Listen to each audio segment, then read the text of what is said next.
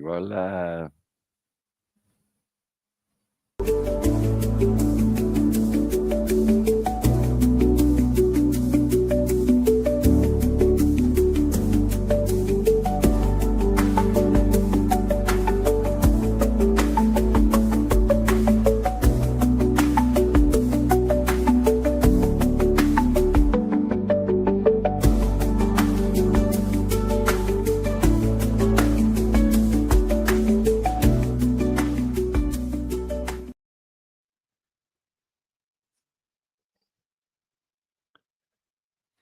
What's up, everybody?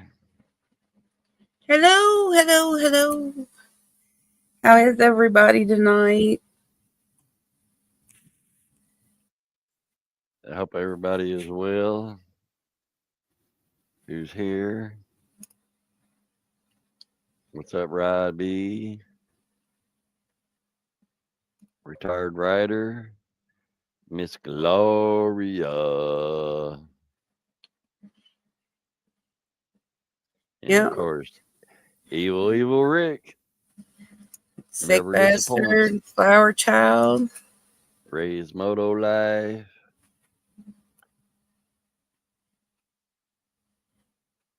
Welcome in, welcome in. We appreciate everybody being here in the sport. Y'all are awesome. Give you a pat on the back. Yay. Well, tonight, let's see. You got the. I'll quit messing with comments. Please do. You're Um, messing me up here. I'm sorry. So first off, hey, there's 2-4. Welcome 2-4. Hey, Um, 2-4. I came across, if I can talk tonight.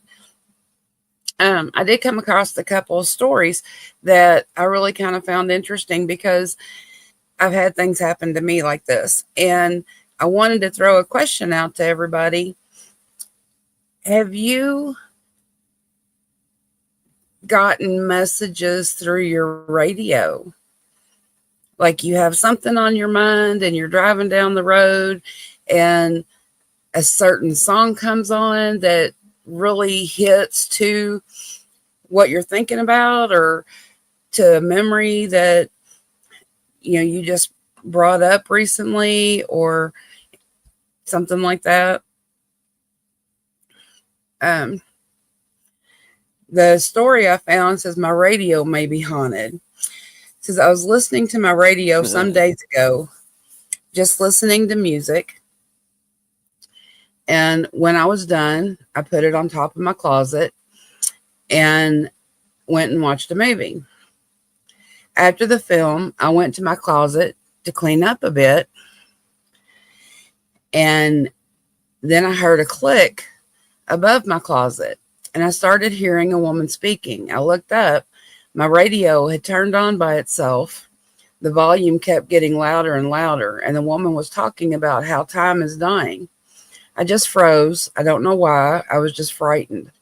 After that, the woman stopped talking. A very eerie song started playing with out of tune with the tune of a piano playing in the background. I quickly grabbed the radio, removed the battery, slept with my lights on. And now I understand that radios might just turn on by themselves, but I heard the button turn on, the radio click, push, and release. So I thought that was really cool Yeah. because I've had similar things happen. Well, I've had my stereo turn up and change channels. That's for sure. That was just not too long ago. But That's that a was scary thought, Buck Brown.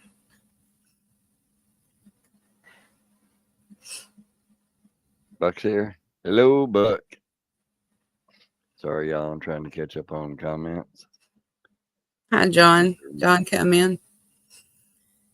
Thank you, John. But is anybody in the chat, have you all had that happen before?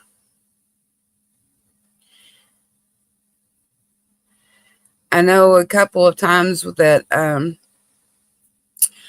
I'd had my mom on my mind, and one of her songs that she would sing would pop on the radio out of the blue. And it's songs that you don't hear all the time.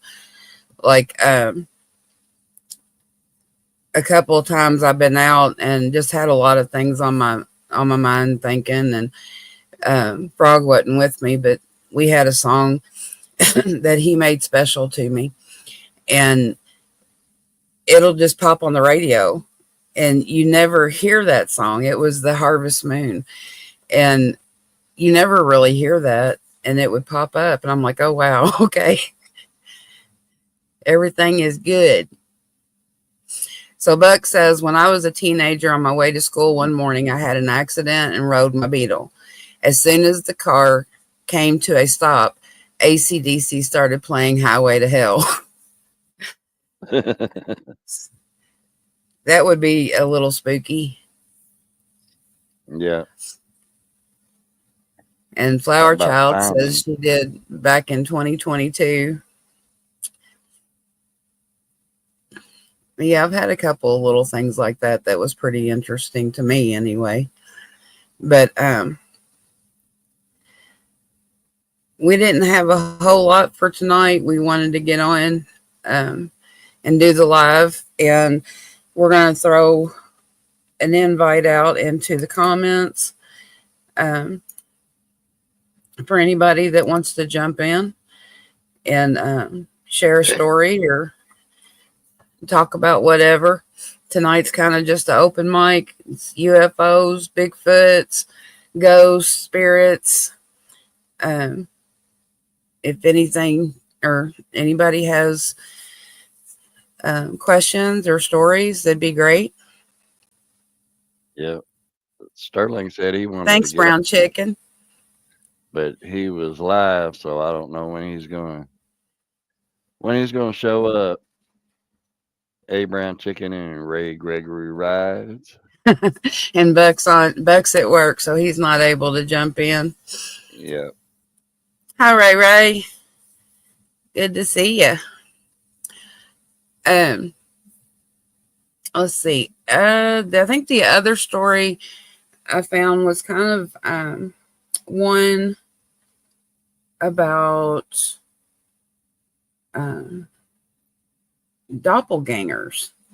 You know, a lot of times we talk about having someone that looks like you that's out in the world, and everybody says they have a doppelganger, but sometimes our doppelgangers are spirits.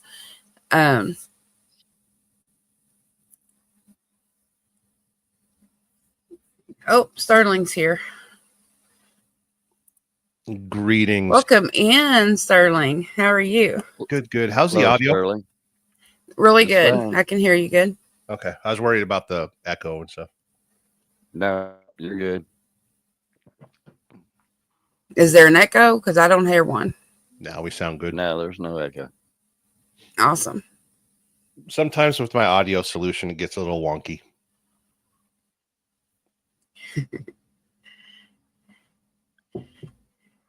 So what was on your mind tonight, Mr. Sterling? I don't know if you guys even have a topic tonight, do you? No, not we really. were just talking about that. It's I found a couple of stories. One was about music playing at just the right time. Is it fate or is it a message? Sure. Is it just coincidence? And the other one was doppelgangers. And we were just talking about that when you came in. But I know a lot of people say that, you know, we all have doppelgangers. I have one that lives right a couple of counties down. And but they're not always human. That sometimes your doppelganger is spirit and can transform and look human when it needs to, or you'll see it in they'll come to you and it's you, like much older. Some can be good and some can be evil. So we throw the question out if anybody's had an experience with that or knows someone like that, or um, has had to deal with a doppelganger. What's up, Someone process? used to sup like me, get drunk and do messed up stuff. Yeah, that wasn't you. You got to find them. Yeah. There's always that stranger that crapped in your pants before you got home. Yeah. What's that, Model Bomb? No, Glad I've everybody never can make it had tonight. an instance of a doppelganger and stuff, but there's a lot of people that meet me in public and are like, "Is your name John? Is your name, like I must look like somebody familiar." And I had a conversation with somebody recently, and they were talking to me a good 10, 20 minutes about, hey, remember that time in high school and all that? And I was like, no, I don't, because I'm from Southern California. I don't know if you knew me when I was a kid or not. And the reason I let the conversation go so long, because the person I was talking to looked very familiar as well. Like, did I know them in high school? And out of kindness, I was just like, yeah, just let them talk. And it turned out it was a nice conversation. It had nothing to do with me or the person I was talking about, but it was kind of fun. But I wanted to bring up something, because I told you kids about my father's presence when I feel like he's around. Yes. Yeah. It usually shows up as a bird of prey, usually a red-tailed hawk. And my mother passed away before COVID, and I've always been very disappointed that I haven't seen any signs from her. And when she was alive, we were almost telepathic, like our brain waves matched and everything. It's like there were times that, I could tell my mom was thinking about me, and, I didn't have to wait for the street lights to come on. It was like, oh, mom's thinking about me. I better go home. And recently have I have reasons to believe that my mom is nearby. Like I was in the garage yesterday, and Red Lady was up in Tahoe. She was working. So there's nobody else here at the property really. And out of the corner of my eye, I felt, a warm, loving presence. And I could see it out of, peripheral vision. It kind of walked behind me. And I didn't think about it because it was such a loving presence. I was just like, oh, I trust this. And then it crossed my mind. It's like, wait, maybe I should see who that was, And I turned around and nothing was there. And I instantly thought about my mom. I was just like, it's kind of weird. And I had music playing in the garage, and I use Google for all my music and stuff, kind of like Spotify. And I'll just tell Google, hey, play country music, or, play my favorite music and stuff. And right as I was thinking about my mom, Patsy Cline came on. And me and her, like, I always loved Johnny Cash, and she always loved Elvis, and we always fought over the record player. Yeah. So anytime she would leave the room, I'd switch it over to Johnny Cash, and when I would leave the room, she'd switch it over to. But the only thing that we wouldn't change on each other was Patsy Cline. So I'm starting to believe that maybe my mother's around. For my dad, it was almost instant after he passed away. The birds of prey would fly over me, or make themselves present. Another thing that's kind of triggering all this is there is a red-tailed hawk on the property right now, and he is making himself very present. He's squawking and doing things that hawks do constantly. So I'm starting to think that maybe my mom's starting to make a presence, and I think she knew I was struggling the last few weeks. I had some pretty bad depression out there. Yes, we noticed. And I think maybe she's making herself present. So I mean, is that something you guys have ever experienced? The something in peripheral vision.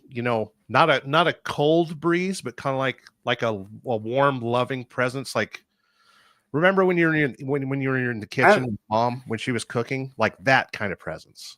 Yeah. Mm-hmm. Yeah, there's several times that we've had things happen like that, and he's actually seen my mom here. Come around the corner, and he turned around to talk to me, and I wasn't there. And but my mother and I looked, She was a little shorter than I was and had really curly brown hair. That was the only difference. I looked just like my mother. But he Shit, big hair. Big hair. yeah, Yeah. she had afro hair. Literally, it was an afro. Yeah. But we see her here, and we'll see. I'll have things that I feel like a warmth. Sometimes it's a usually when a spirit passes through, it's cold. It's you'll feel that cold breeze and or just get a chill, when there's no wind or breeze around. But sometimes it can be warm too. And there's been times where I've been really upset and I feel that warmth and the presence of my father, who is with me quite a bit. And I actually had a lady that was a seer that I had never met her before. Didn't know who she was, but she had come to read the cards at a friend's bachelor party. We were just, having fun doing our thing. And I walked up to her and I said, okay, so, what all do you do? And she looked at me and she said, I have something for you. And I said, okay. Because like I said, I'd never met her. I didn't know. And she handed me this stone and she said, right as I was walking out the door to come here, this called to me and said that somebody needed it. And she said, it's you. And it's a little stone that I still have. It's in my room that takes the negativity out around you in your environment. And she said, so who are the two gentlemen with you? I said, excuse me? Because nobody came with me. I was by myself. She said, who are the two men behind you? She goes, you have one on each shoulder. She said, there's one, he's about 6 foot. The other one is probably about 5'5". One's kind of rotund and the other's kind of lean. And I said, oh, well, that would be my father and that would be my grandfather, because my father died when I was 12. And my grandfather, he was supposed to have been dead when I was before I was born. He had a cerebral hemorrhage, and they told my grandmother, take him home and get him comfortable. You won't have any more than 5 years. He lived 30 years. Holy crap. And I spent a lot of time with him. So, Yeah. I always say I feel their presence with me a lot of the time. And I will see them in my peripheral. And or like I said, you'll hear a tune or something out of the ordinary will come up. Mhm. You'll see it or find it or and just know it's them. But they're there to help you through the troubles you have, to calm your mind, or sometimes their presence just brings up things that you may have gone over before when they were here, Right. that is giving you advice and telling you how to deal with things that are going on. Like the red tail hawk coming in and talking to you. He's squawking because he's talking to you. He's telling you something. Yeah, even Red Lady heard him a couple days ago. She's like, whoa, he's mad at something. But other than, me doing this 6-week trucking experiment, there's something that I did that completely changed the situation with my mom. I used to have a container behind the garage, and that's where I kept all of Mom's jewelry and memorabilia and a few of her collections that I decided to keep. She smoked a lot in the house and nobody wanted any of the collections, so Yeah. I kept my mom's jewelry to give to my daughter eventually. So you know, I left that shed hauling company on a bad terms, and I told them, hey, come get your container. I don't want it no more. And I put all that stuff. I put the jewelry in the house, and I asked Red Lady, hey, when you get the chance, you know, we'll clean the jewelry and sort it, put it back in where it belongs, and give it to my daughter. Well, ever since then, like Red Lady, she went through the jewelry like one by one, found a whole bunch of stuff that Mom had been hiding in the jewelry cases, you know, stuff related to Dad and a whole bunch of other stuff. And she called me like out of nowhere, out in the middle of the night. And with me being a truck driver, we always have the rule of, you know, text first, and, you know, let's prime a conversation for when I wake up, and we'll talk. Yeah. She called me in the middle of the night. She's like, I know your mother. I know who she is, and I absolutely love her. And I'm starting to think that maybe getting that stuff out of the container, you know, it's a big metal container, and they tell you what is the principle? It's Faraday. Faraday will stop radio transmissions and stuff like that. It basically you put your cell phone in a bag, and nothing can come out of it. No signals or anything like that. So I wanted to ask you guys, is that related to spirits as well? You know, is my mom's spirit in that jewelry that she loved, and her collections that she loved? And was it literally trapped in a friggin' container for the last 2 years? No, I don't think it was trapped in the container, but I think it's trapped in, excuse me, where you have it, and how, you know, when she brought it out, then, and brought it into the house to look at it and clean it and handle it. Yes. That it was allowing her to be in there and be a part of it. Yeah. She was getting the energy off Red Lady, holding it and cleaning it and and feeling it. And that makes sense. Yeah. That will draw them in. Yeah, they need energy to be able to move around. Yeah, and while there's a lot of energy out there, it's been about 3 weeks since that happened, and you know, I noticed, you know, my depression kind of went away and stuff, and I was able to just do my job and handle the stresses of everything that was going on. And yeah, ever since I've been home, it's been a nice, peaceful.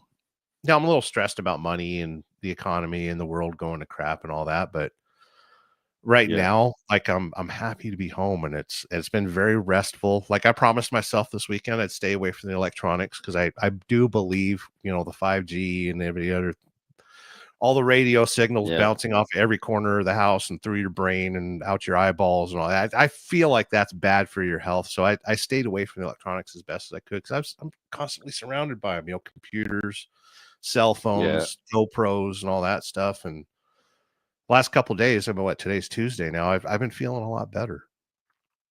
Well, that's good. I'm glad. Yeah. Would you please read Buck Brown's comment here? Oh, yeah. Good. Buck Brown says, good thing for me after my late wife, she loved butterflies. And every so often, a beautiful monarch will land somewhere around my truck, or when I'm home, it'll land near me there. Absolutely. Awesome. When you see a butterfly, you throw it a kiss, and you tell it who you love and to send your message, and it'll take your message to your spirit. And I can't remember the exact saying. I should remember it, but I don't.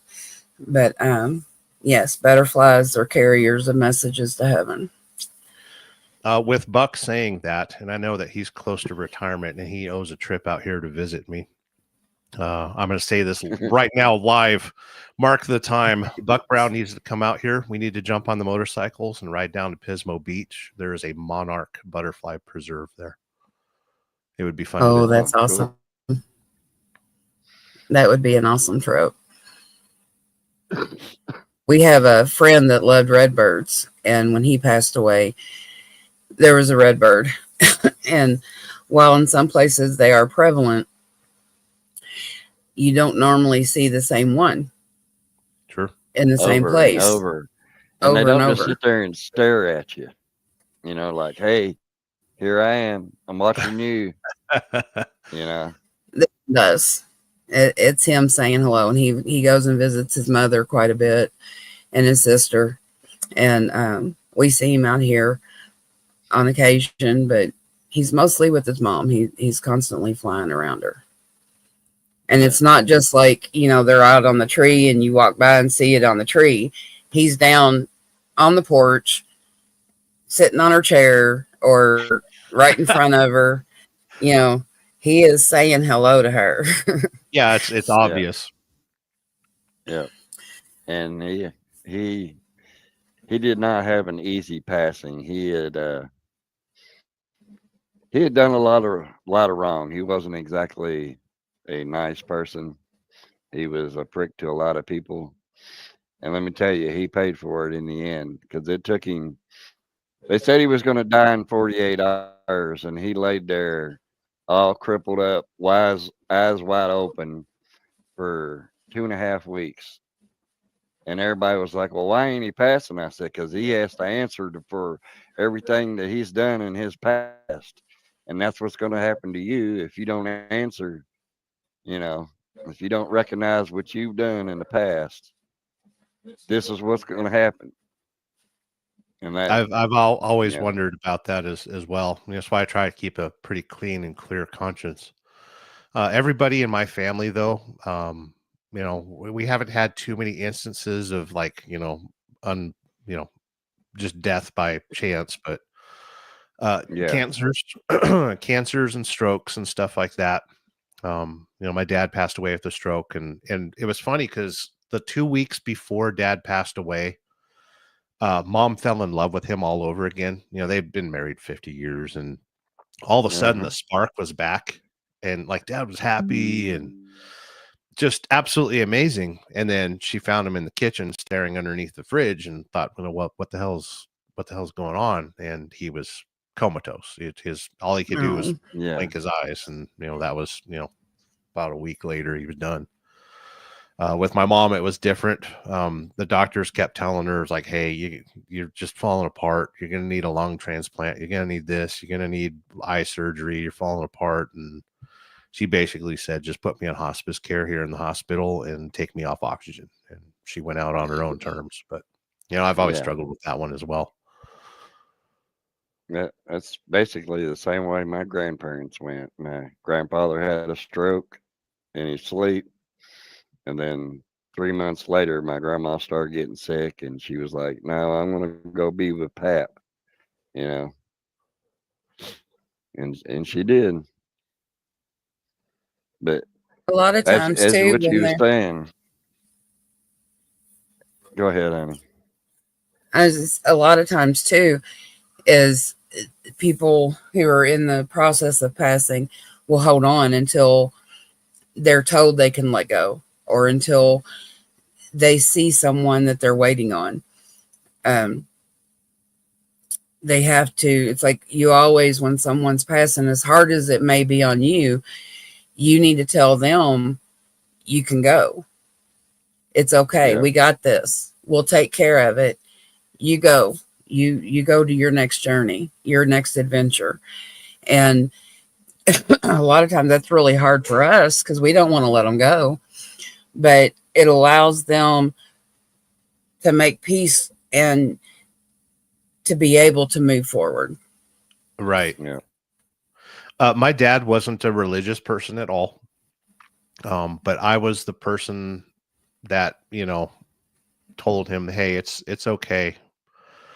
It's okay to go. And I'd only said that after, the doctors gathered everybody around, and we were in this little conference room at the hospital. It's where all the important people probably do business transactions and stuff at the hospital, very cold, very, not a medical room, but just like a boardroom kind of environment. And it was me and about 15 members of the family. And, hoity-toity doctor, young kid, was like, hey, we got to amputate his legs. We got to amputate his arms. His heart function's not that good and all that crap. And the life drained out of the room when that happened. And I was the only one that said, fuck it. We need to pull this plug. That this is not acceptable. Dad would not want to live like that. Yeah. Yeah, And of course, exactly. mom got mad because I cussed. And and everybody else in the room, the life came back in the room when I said that. And the doctor looked around and was like, vote of confidence here. What do we think? And everyone's like, yeah, he doesn't want to live like that. Yeah. And I went back into Dad's room with my ex-wife and my brother Randy, and Dad needed a shave, and we talked to him for a little bit, and I was like, is it okay if the nurse comes in here and gives you a good shave and all that? And he started doing this, like that's the only he movement. wanted to he wanted to smoke. And I was, the nurse was standing there when it happened, because that's the most movement he'd ever had. And like now I feel bad because I just said, pull the plug on my dad. But Dad, like, he got enough, he couldn't really lift his hand much, but he was like that.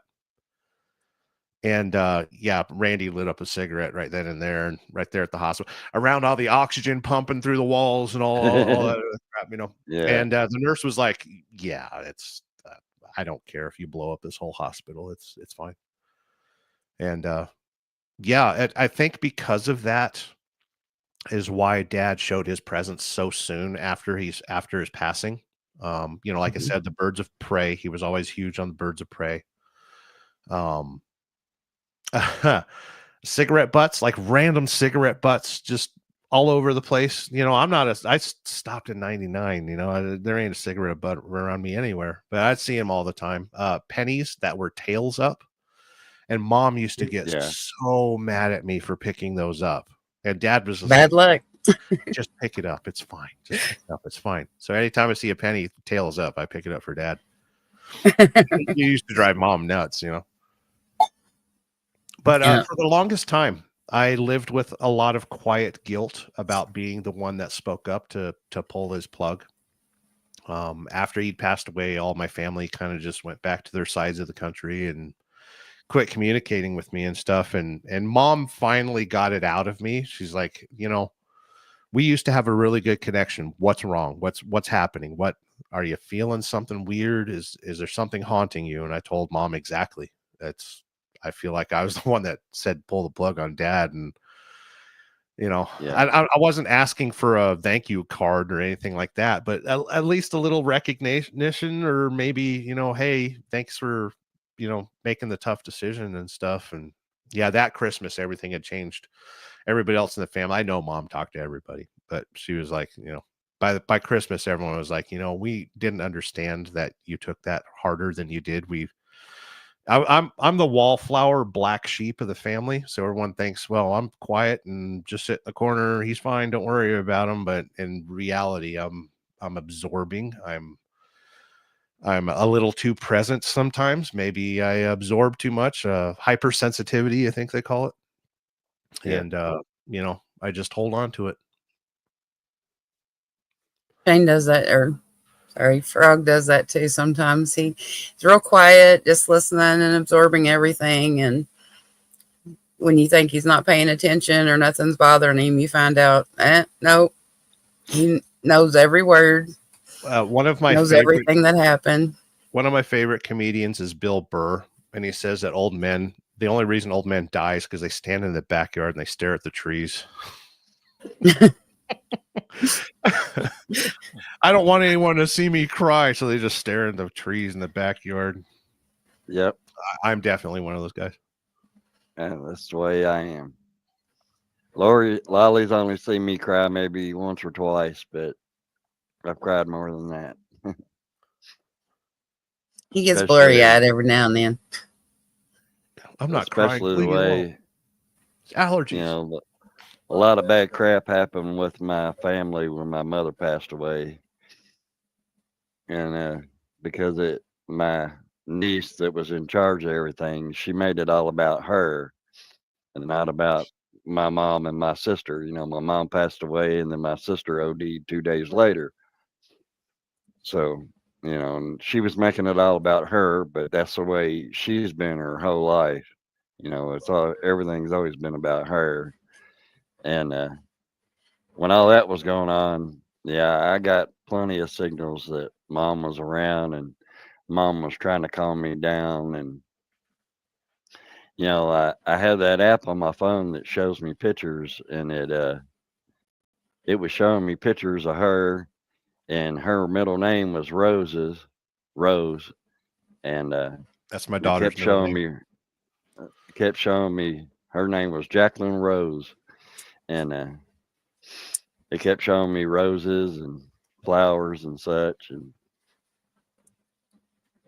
my sister, she was a wild child.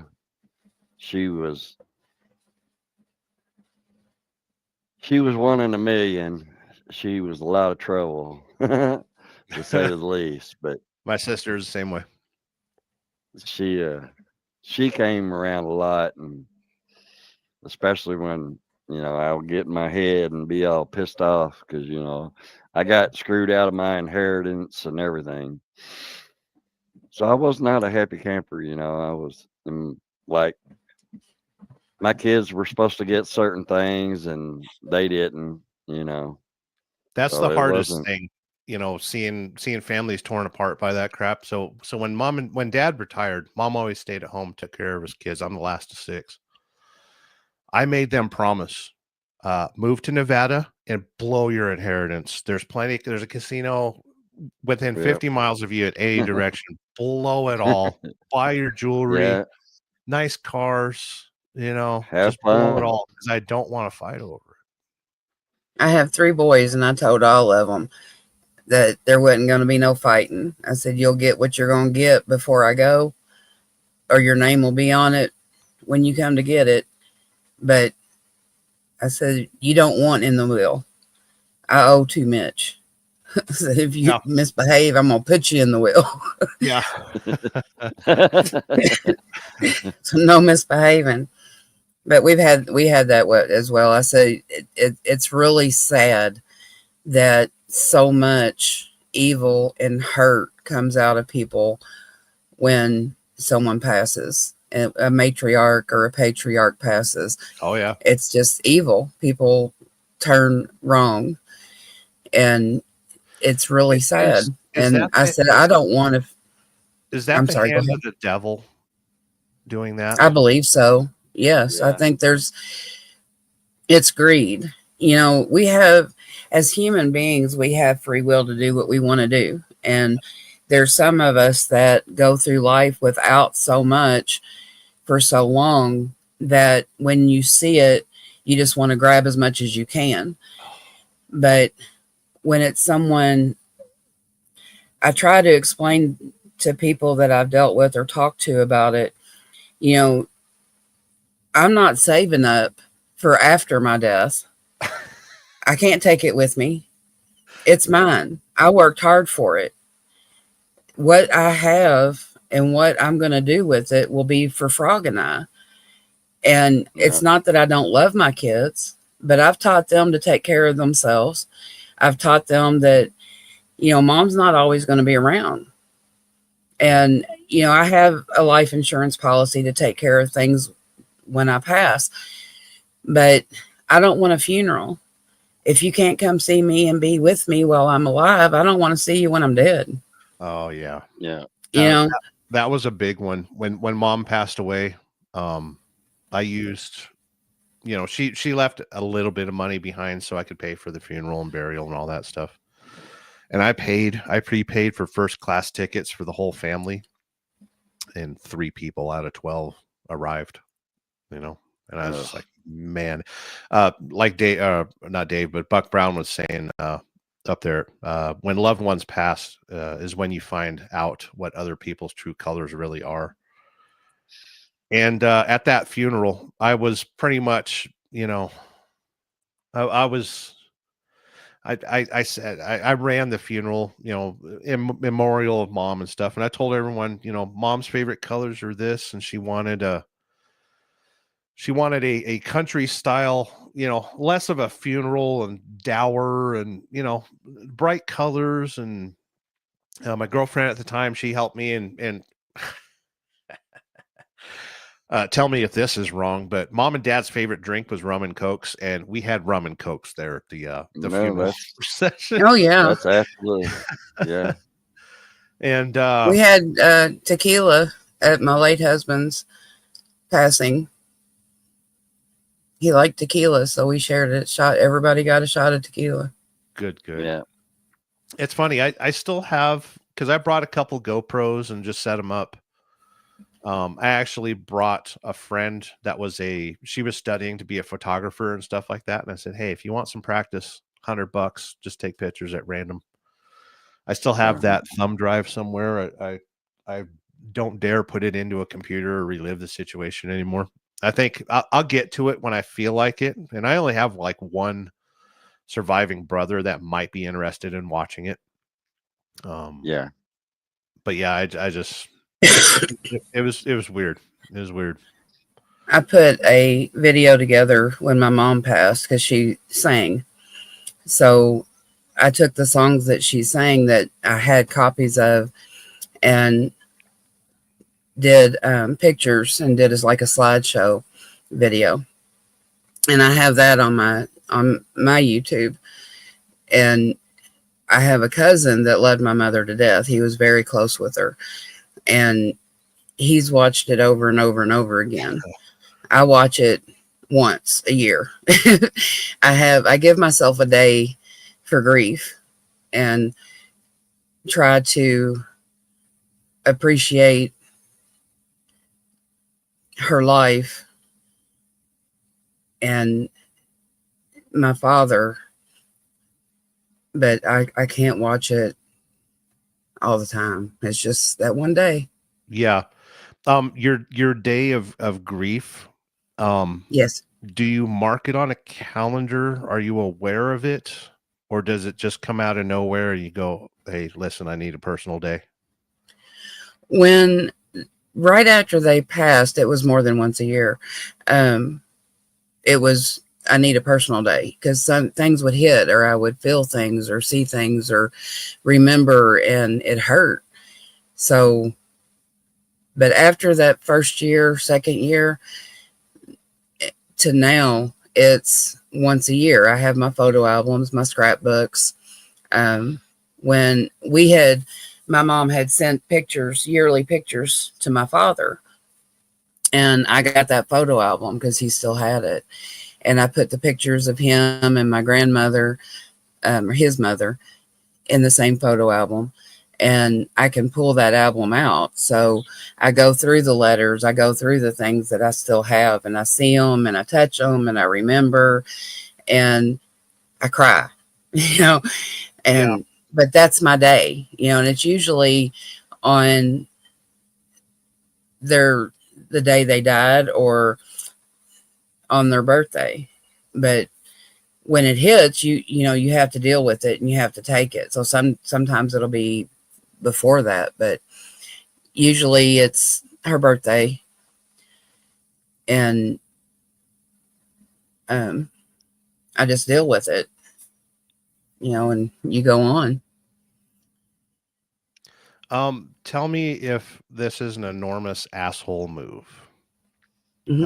Before Mom passed away, she knew I was, dabbling in the YouTube, and I used to be pretty big on the social media platform Google Plus. I was actually one of the 40 selected creators of Google Plus. I had over 6 million followers and Wow. Awesome. quite a big following over there. And Mom asked me once, she's like, hey, does anyone follow you from the family follow you on social media and stuff? And at the time, my sister, she was kind of a troubled soul. She was on Facebook and she would constantly just steal my posts and say, look at how much an asshole Sterling is, and all that crap. And Mom said, I know you're on Facebook now. The day that I die, please share a picture just so people understand, that I'm gone. Yeah. And it was 2:00 in the afternoon. I was in Reno trying to get to Fallon. She was at the hospital here in town. I was living in Reno at the time, and just hit the freeway. Set to cruise control. The hospital calls and says that, hey, your mother just passed away, and just offering our condolences and all that stuff. And I said, well, I'm on my way. And she's like, you don't have to. It's fine. Everything's taken care of. I said, no, I got to get there. So I got there, walked in the door. The sheet was drawn over her, and I took a picture. And I don't know. I don't know if my settings on the camera did it automatically or what, but the picture was in black and white. And I went ahead and shared that on social media. It's like, hey, well, and the thing about my family is listen, they don't like me. Your mother asked you to do it. It was not Yes. an Yeah. asshole move. Yeah, And I it did was it, what and needed to be done. it caused a shitstorm like you kids wouldn't believe. I mean, nobody saw the beautiful picture of someone at rest. They Yeah. have left this world. They're in a happier place and all that stuff. Nobody saw, I'm a bit of a photographer.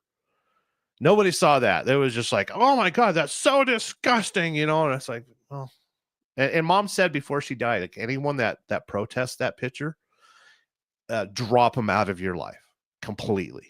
And that was my sister-in-law, Linda. That was my sister-in-law, Tammy, and a whole bunch of other people that aren't really involved in my life or really care about me. Yeah. And I always felt like it was an asshole move, but in the long Nope. run, like 5 years later, those people aren't in my life. They don't bother me anymore. Exactly. And when things like that happen, it happens for a reason. It wasn't an accident. It was what they call a happy accident. Oh, You Bob know. Ross. Yeah. Yeah. Things happen for a reason, and especially when it's stuff like that, That's especially with how my mom passed. I have to say that that happened that way for a reason, and I'm just meant to deal with it because I'm not a very forgiving man, and I need to be. He can hold a grudge for years. I hate it. I'm the same way, and a lot of it has to do with the family court system. I am totally incapable of forgiveness. No one's incapable. You don't have to forget. You don't have to forget at all. But to hold the anger, it gives people a power that don't deserve that power over you. Only you have the power to change the way you handle things. You can't change how anybody else does anything.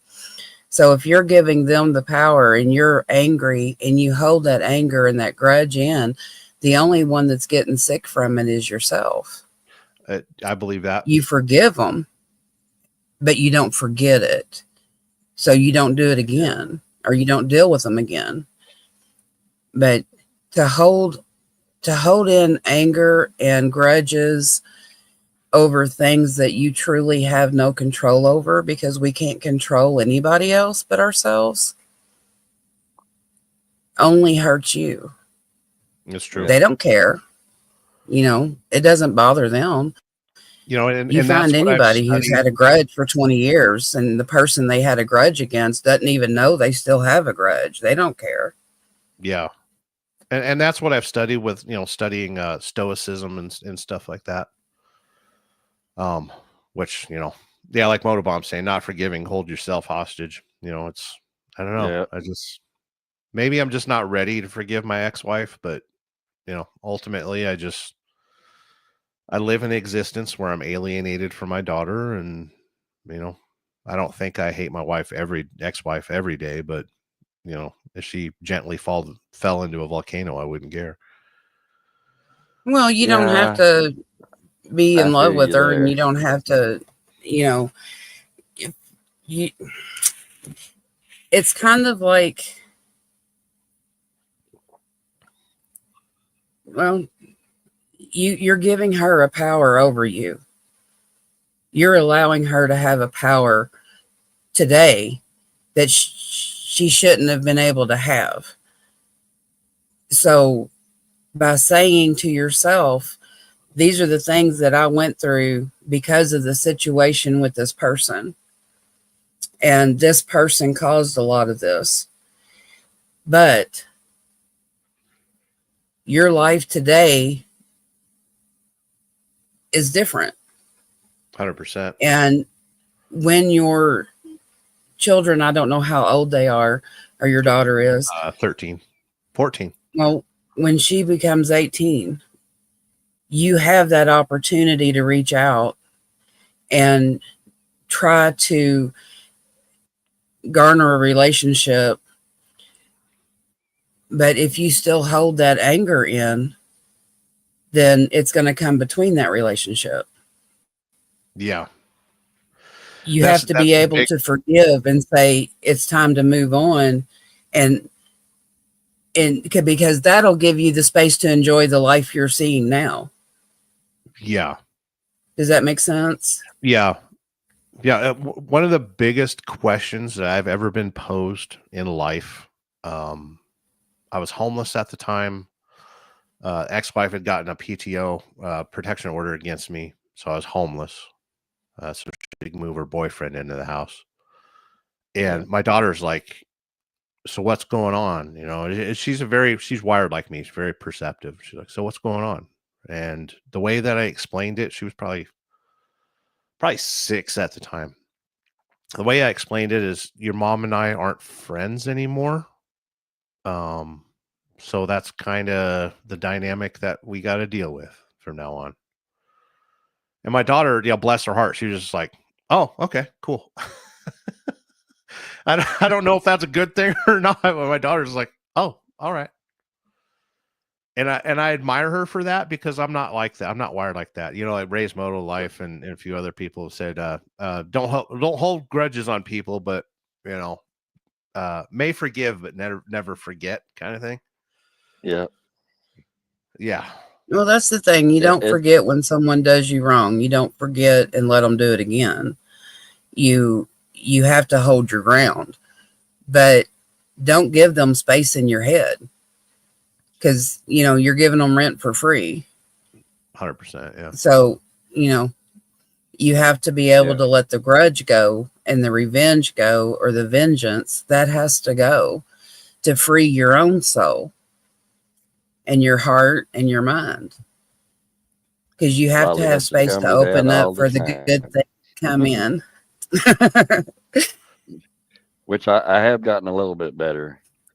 Yes, you have. I've been proud of you. Most of my life, I was very hatred and vengeful. Yeah. To say the least. Not that I got revenge. I just wanted revenge. But yeah, I can understand the problems with the ex-wife. My ex-wife's stories would scare anybody. I mean, some of it's so ridiculous that most people don't even believe it, you know. But it's all true. You know, when I think about it, you know, I spent 17 years with that woman. We waited about 10 years to have a child. We waited till we had a house and nice cars and good careers and all that. And then it was all just, you know, run through a wood chipper. Yeah. Time is an investment, and you spend time with people and you think, all right, I can trust you. You got a good credit rating. I love you, and everything's going to be great. And it can change. It can change almost instantly. Yes, it can. That's why I said you can't control anything. There is no, you know, I'm a control freak. I am too. It's terrible. That's why I have a CDL and I ride motorcycles. I did not ever ride with somebody else until I met Frog. And it took so much of everything in me to let go and let him drive. And it was scary at first, because I had to give up that control. And that little bit had made such a difference in being able to let him take over things and do things that I used to always do. And it's the point being, we don't actually have control of anything. Nobody does. I Yeah. have we do control have over control this over is our- what I can drink. So this is what I'm drinking. we do That's have my control. we do have control over our emotions, though, right? And how No, we react. no, no, you don't. You were raised and you were taught how to control emotion. I don't control emotion. I can't. I've tried. Yeah. When I get mad, I cry. And that makes me even madder because I don't want to cry. But I can't help it. So as soon as that anger hits, my eyes swell up and I start bawling and I'm trying to, I'm getting mad and verbally beating you down with tears running down my eyes Right. because I can't control that. Whereas with Frog, he pulls everything in. He doesn't let things out. Yes. He holds everything in. So every little thing that gets him upset, he holds it in. But what ends up happening when you do that is this little bitty thing can happen Yeah. Basically, that has nothing to do with can anything feel- else. You could feel his and you blood blow up. pressure from across the room. Yes. Yes. I can Yeah. see his cheeks turning red. And it's like, okay, grab the dogs. Let's go. we're going into the room for a while. Okay. But it's not that he doesn't. I'm playing. I'm being facetious. He doesn't get violent, but he can. And because once you get to that point, you can't control that anymore. You have to let some things out. You have to have a release. You have to have a way to get the emotions and the stress out of you, whether it's through painting, whether it's through riding the motorcycle, through prayer, meditation. There are all kinds of things that people can do, but you have to be able to get that out. Otherwise, something else in your life is going to explode. Yeah. That has And nothing to do with what you're upset about. I have been known to completely Thanks for stopping in, Ray. I demolish appreciate it.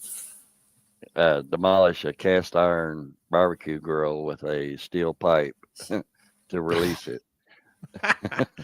You were just releasing the demons. Yes. Eva Rick wants to know. Let's see. Eva Rick said, "My writing didn't scare you, did it, Lolly?" Let me tell you, Eva Rick, she had a lot of trust in you, or she would have never got on the back of your bike. Yeah. That's awesome. And no, it didn't scare me. You did a wonderful job, and I really appreciated it. I had such a blast. I can't wait to be able to try to do it again. It was really great. The worst thing anyone can do is scare a woman on the back of the motorcycle. Yep. And that's why I haven't, with the Sportster and me not having a backrest, I haven't let her ride with me. She hasn't ridden with me because I don't have a backrest. And she got a big old booty and she feels like she's going to slide off of it. Yeah, there's no way me and Red Lady can ride the Sportster. Yeah, exactly. So she hasn't got to ride with me. So Eva Rick was the first person she ever got to ride with for real. My friend tried to take her down the road and she didn't make it a couple hundred yards and she was freaking out. I'm going to Well, slide off. now hold on. I didn't have my jeans on. I had my slick pants on, and Yeah. he gassed it. And when he gassed it, my ass went like this, and there wasn't nothing to catch it. Yeah. So I was not getting on the highway with him. No. I loved him to death, but no. Well, sounds like I like my Frogzilla butt better. sounds like Frogzilla needs to get a Goldwing. Well, I'd like to have a Road King. I would like to have a Road King. Or at least a Heritage. But I've always liked Road Kings. We're working on it. One day. My daughter sat on Red Lady's Sportster and liked it, but she won't ride on the back of my motorcycle at all. She's like, no way. I don't think so. Well, when I was much younger, my mom's boyfriend had a Harley, and he got me on it, and he scared me because he was trying to do the wheelies and all of that, and that's part of it. Yeah. I hold on for dear life, and I'm not as bad today as I used to be. You know, I know how to move and how to or stay. You know, so I know how to be a passenger with it, but we don't have anybody up here close enough to ride with that I could ride on the bike, and my bike's still down. So, we're still working on trying to get things set up to where I can start riding or get him a bigger bike that I can ride on the back of his. So, but it'll come when it comes. Yeah, she has like a 1984 Honda Shadow 250. Rebel. Oh, okay. Like, yeah. Rebel. It fits me great. I love it. It is a good little bike, and I traded a I traded a 4-door GMC 2500 truck out of spite because one of my exes gave me that bike or that truck. You know that grudge thing we were talking about? Yeah, let's talk about grudges. Yeah, I traded that just for that bike, and and it was funny because this guy, I could see it in his face that he was thinking, "Boy, I'm getting over on this dude. I'm getting over on him." But the head was tore up. It had shot the number 6 spark plug out and stripped it out. So it did have problems, but hell, the rims was worth more than what the bike was worth. It had 22-inch chrome rims on it. It was worth as much as my Sportster cost, actually. And I told the tow truck driver, I said, "You tell him when y'all get about halfway home that he didn't screw me over." I said, "I hate my ex-wife so much is why I traded this truck for my new wife to have a motorcycle." And he just laughed. Yeah, because the tow truck driver's seen everything. Your story didn't phase him at all. No, I guarantee it. Well, you got to tell the short story. The reason he hated her so much, she started cheating on him, and he gets a letter in the mail from Harley Davidson telling him, "Thank you for becoming a Harley customer and purchasing." Congratulations on buying her boyfriend a new motorcycle with my money. Oh, he got a bagger. With as easy as the financing is, yeah. All she needed was your social. Well, money kept disappearing. Like there were times when I'd bring home $10,000 Thanks for stopping in, T-Bone. for a job I did home repair and remodeling. So there was times that I brought home big checks, and most of it would just disappear. And apparently she was sticking it in a secret account because her ex-husband had passed away. So my stepkids were getting money from him. And I told her, that there needs to be a separate account for that money. I don't want no part of that money. Right. So she did an account for that money, but that's where she was stashing the money. But that's the reason that he got rid of the truck and the Spider. It had bad. Hey, Jammin', I'm sending energies for your keys. Let me know if you find them. Buy a key holder. Your keys to your bike or one of your cars or van? I've always been the key finder for the whole family. Anytime somebody Yeah. loses the keys, you're like, okay, go out there and find them. I'm the key loser. I will set them down in the strangest places. And then Lolly's like, well, they're over there on the bookshelf on the third. Where I stopped for a millisecond and set them down. You want to hear about a funny fight that Red Lady and I had? Sure. So I open up the cabinet and I find the stash of cookies and chocolate. And none of them are like rolled up tight so the air can't get into them or anything. And I pull them out of the cabinet and I was like, you love this. Why aren't you protecting it?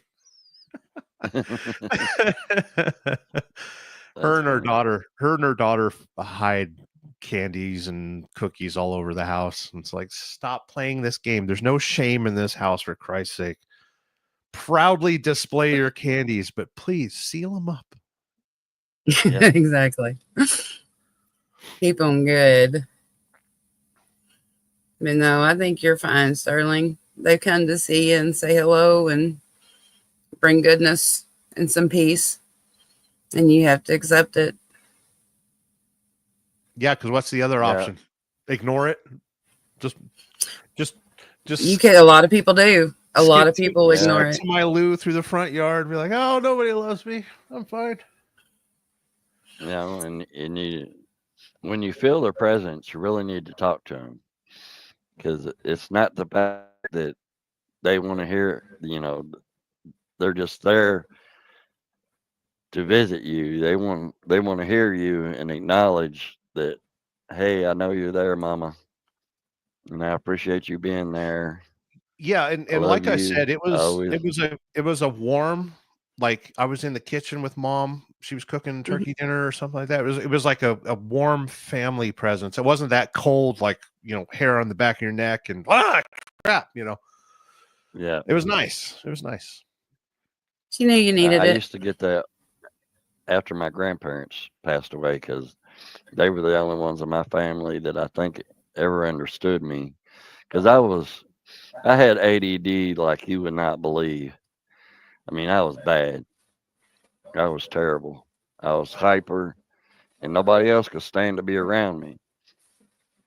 But they had patience, They had 12 kids, so they knew how to have patience with a kid. Well, I mean, back in the day, your parents would just say, "Hey, go friggin' chase rocks or something. Get out of the house. Yeah. Go dig a hole somewhere." Well, my grandfather's big thing was he had one of those old electric shockers. They fished a lot, okay? And he had one of them old electric shockers that you would stick in the ground and all the worms would come up. Sure. As you grab the worms, you're getting electrocuted because they're wet, And he would have me do that, which was really cool because, he had my mom had 6 brothers. So they used to play marbles. So I at one time had over 7 mason jars full of marbles from the 1900s all the way up to the 50s. Holy Just crap. all different shapes and sizes, and wooden ones and clay ones. And, as I'm digging for these worms, I'd see a little piece of marble sticking up out of the dirt, and I'd dig it out. And I put it in this little Indian dish that my grandmother had over her sink, which I have to this day. And when that got full, she'd put it in a coffee can for me. And I ended up with 7 jars. Of course, other family members walked off with them. I only have 1 jar left. For me, it was my brother's Hot Wheel collections. They had been collecting Hot Wheels ever since the 50s and 60s and all that stuff. And being the last 6, I inherited the collection, and then my cousins and stuff, they would steal the collection and bury them in the yard or smash them with a hammer and all that. Oh, thanks, T4. I mean, nuts. Later, T4. We need to give some love to the chat. Yeah, we've been over here been talking and going, and we ain't gave any love to the chat. Chasing Ghosts. she's been talking about That's, family. I hate to hear that story. I'm sorry you had to go through that, but it it makes us stronger, and it helps us as we're children and growing up. Sometimes it's really bad, but I look back on things that I had happen to me throughout my life, and it took a long time, but I can look in a mirror and I can say that these things weren't my fault. These things happened, but they made me who I am today. And I think I'm a good person. And if you don't like it, then you go on about your business. I'm a good person. And when you can look at yourself and say that, it's amazing the things that'll come off of your shoulders and the weight that is lifted for that. But when someone hurts you like that and chooses those things over you, that's someone that you don't need in your life. Yep. And that is true. I have my ex daughter-in-law. She ended up living with us for a little while, and she came from a very dysfunctional family. And I tried to explain to her, you can't choose who you're born to. You can't choose who your parents are.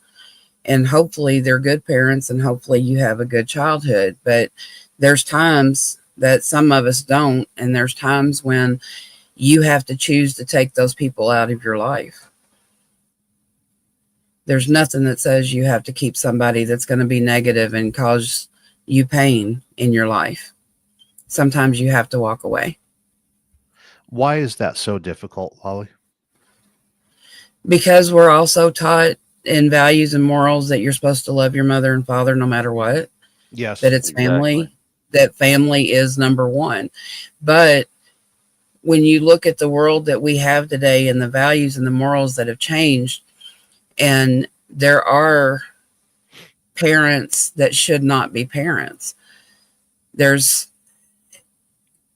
taught that, okay, I have this child, and because of the way society is, I can't give it up. I got to keep it. But they don't know how to raise it. They don't know how to teach it because they aren't raised themselves. Yeah. So you don't have to do that. You don't have to. If someone is being negative and hurting you and causing you pain and drama in your life, you have 100% right to walk away. You can look at them and you can say, I love you. You're my mom or you're my dad. And because you're my mom, I love you. But that's the only reason. I don't like you. Yeah. So until you can change the way you do things, I'm done. And I'm going to walk away. And I had to do that. And it puts the ball in their court. Exactly. They need to look in themselves and find out what's going on as to why you would feel that way. And if they care, then they'll make steps to make things better. If they don't, then you're better off. Has it always been this way in society, or is it just now in the last 30 years with everything being so, I mean, everything seems so disposable, like products and going to the grocery store and stuff. Have people become disposable? Yes. I think people have. Because there's too much of it's too self-centered anymore. There's not a community. You know, it used to be it took a community to raise a child. Yeah. You had children running around the neighborhood. And let me tell you, our neighbor 5 doors down, if I was misbehaving, I get a whipping. And it didn't have to be from my mama or my daddy. It'd be from the neighbor that 5 doors down because they're the one caught me doing it. Yep. Today, you can't do that. No, that You can't neighbor pick would go up to prison. some kid in the neighborhood and bust their butt. You know, you've got kids cussing people out. You've got, you know, there's no humanity. It's like we're not teaching humanity anymore. It Yeah, sure don't seem like it. that's true. Thanks for coming, Tara. Love you, Tara. I hope you have a good non-wet day at work. I know it's been storming like crazy down there. Down there in Texas. Yes. Good luck, Tara. And the shingle shots do hurt. You just have to deal with the pain for a while if you're going to get them. I won't get one. She's asking about that earlier. Yeah, way up at the top. Yeah. But I think a lot of things have gone down in the world, and it's sad. It's I see a lot of sad things. Like I studied computer technology, and I have a bachelor's in computer science and all that stuff. And the great hope was that all these devices and stuff would connect us, and the community would be worldwide. But it seems like all it's done is isolated us and kind of turned you crazy. It has, but we're not, you know, used to.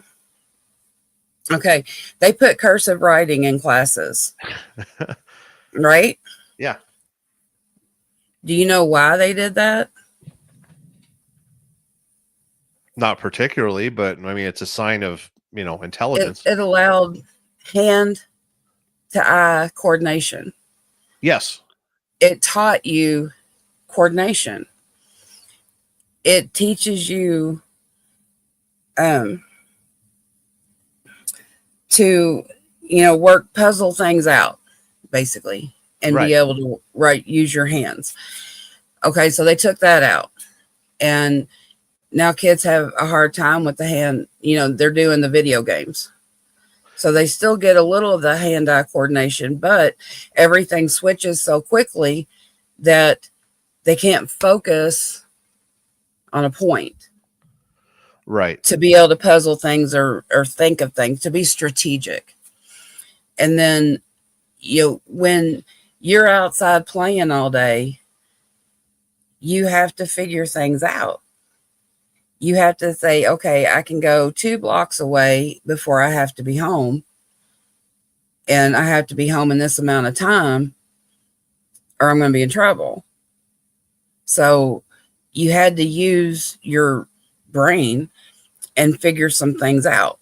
And you would grow up into that. You know, it's like touching the poison ivy.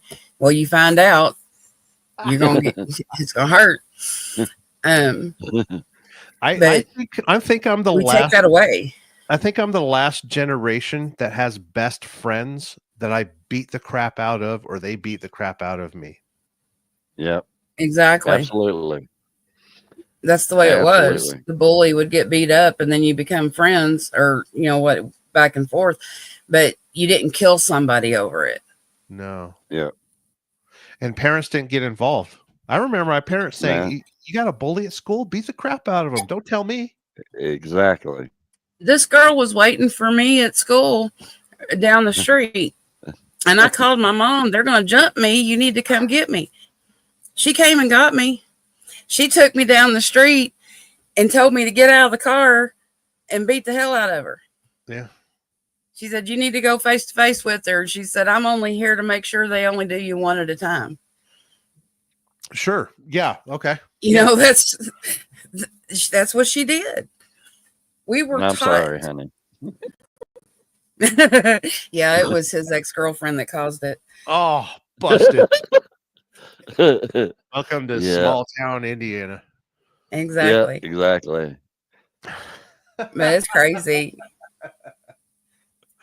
But yeah, we don't teach common sense anymore. We don't allow our kids, you know, we have these people who don't want their kids to go through the things that they went through in life. And it's like, but look, because of the things you went through in life, you're a self-made man, or, you know, you've reached this point. And then they give all these things to their kids. And what happens? Their kids become drug addicts and mentally disabled, emotionally disabled. Emotionally disabled, yes. Because they don't know how to. Very emotionally disabled. They don't know how to do things. So they're reach out for drugs, or they don't get the attention, or they don't, it's like, I don't know. I get on my what's it my box. Oh, your soapbox. Yeah, I get on my soapbox. We all do. It gets crazy. It's just, I hate it. I hate to see the way still kids hope are out there. There's still some good people running around, but the thing is they're quiet and they're not on social media. Yep. It's the ones that, I don't know. This is new to me, the social media and the recordings and everything. I don't exactly care for it. It's not. I love the discussions and the talking because we don't get it anywhere else. Yes. I love the debates and the communication because I miss that. But I don't necessarily like being on camera. Yeah, and that's a great point. That's why I love this button right here. The podcast button. So the whole reason that I do it is because with the Sweet and Sour Sniffles, they closed down all the truck stops. They closed down all the diners. They closed down all the restaurants. We couldn't, as truck drivers, we are over the road, saving America. We need that 30 minutes at a restaurant just to tell somebody, hey, man, I saw the worst accident today. I don't want to tell my wife about it. Hey, man, I'm not making any money. Do you have any ideas? It was that connection with humanity. And I found it with the trucking community. I've been a truck driver my whole life, been a mechanic and a whole bunch of other stuff. And then the motorcycle community as well. This outlet gives me some form of humanity. And we deal with trolls and a whole bunch of other crap and, the whole stigma around social media and stuff. But this right here, and I thank you guys for bringing me on tonight. This helps immensely because we can't go sit down at the local restaurant anymore. We can't go to the town square and hang out in front of the courthouse and talk about politics or talk about children or,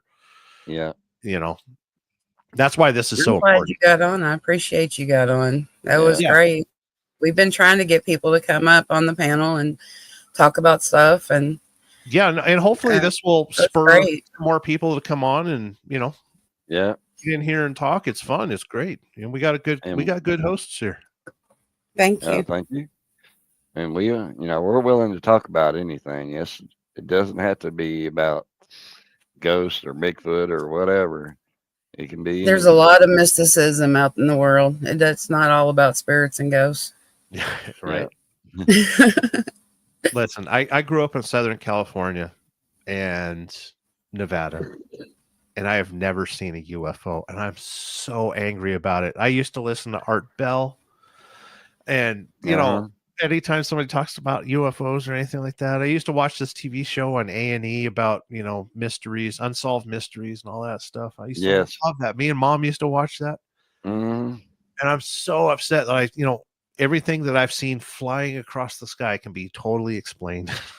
I was like, damn it, I'm missing out. Yeah, you need to come out this way. Oh, not so much light pollution. Yeah. Oh, I've been out there. Well, here in Nevada, we can see the entire Milky Way from my front yard. Oh, that's awesome. And you still haven't seen any? No, I can explain everything. And nowadays that we have, trackers and a whole bunch of other stuff, like I can track satellites and stuff like that. But I'll give you kids a story. So I was 9 years old and we were camping at the foothills of the San Gabriel Mountains there in Palmdale, California, in a community called Juniper Hills. And it was just me and my buddies. We rode our BMX bikes like 20 miles to just go camp out in the friggin' desert. It was awesome. And we're roasting marshmallows and telling ghost stories and, the things you do as a 9-year-old kid. Back when parents were Yeah. like, come back whenever. Actually, I Uh-huh. think mom and dad went to Vegas that weekend. They're just like, just whatever. Don't wreck the house when we're gone. And I look up at the night sky, the full moon, and I see a black trowel fly across the moon. No sound, no flashing lights, no nothing. And I was like looking at my friends. I was like, "Did you guys see that?" And they're like, we don't care, whatever." And then one of my other friends seen it. It's like, yeah, that had to be a UFO or something. And my brother Tim at the time worked for Rockwell, and I told him that story when I was like 11 years old, and he's like, "Oh yeah, that was the F-117 Nighthawk." And then sure enough, Gulf War kicked off, and that airplane started, got declassified, and poof, Yeah. there's this UFO, a black trowel that flew across the moon when I was 9 years old. I was like, crap. So, did you see our video on our UFO? I don't think I did. Oh, You got one there local? Yes. Oh, I mean, yeah. it was literally. It was crazy. Hold on a second. I'll try to. It's on yours, isn't it, Fro? It's on my phone. Yeah, it's on my channel. But it was literally, they were in our backyard. We went out to take the dogs out, and there was 8 or 9 orange globes, literally less than 60 yards from the back of our house, and we was in the front yard. Hell yeah. And it was quite crazy because we didn't hear anything, not a sound. And we have the airports over in Louisville, International Yes. Airport, so we Oh, yeah. see planes. We know what a plane sounds like and what they look like, and Oh yeah, you're and seeing all that. FedEx planes 24/7. Yes, exactly. And this was, yeah, I mean, it was wild. Now another story. One night we had a fire going in the fire pit. Lolly was laying in her hammock, butt ass naked, just to put that out there. Hell yeah. Thank you. And she got like, what is that blue pill looking thing dropping out of the sky? And I was like, what? What are you talking about? And then she pointed it out to me. And this blue pill dropped out of the sky real slow. And then it stopped and sat there for probably a good 2 minutes. And it moved a little bit off to the side. And then it took off. I mean, boom, it was gone. All you saw was a streak. And I was like, well, there you go. You just saw your first UFO. That's awesome. And, but you guys got video of it, right? Yeah, we I'm got pulling it video up of the now. orange lights. We didn't get video of the blue pill because we didn't have our phones. Well, we was listening to music off our phones, but we was in the moment. Good times. But she had never even seen a shooting star before until she moved out here. And I got her looking up into the sky and starting to notice things, Yes. Yeah. I mean, I'm like, I've seen so many shooting stars, I can't even tell you how many I've seen. Yeah, this is literally in our backyard. Oh, yeah. Yeah.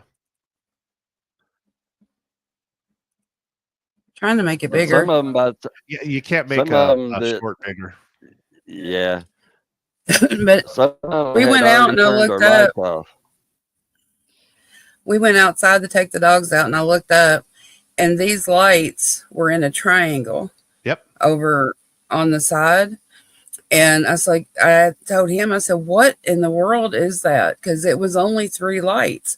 And then we looked a little deeper, and there was one up over on the right-hand side, and there was 2 coming up from behind. And then they went from being a full triangle to being a straight line.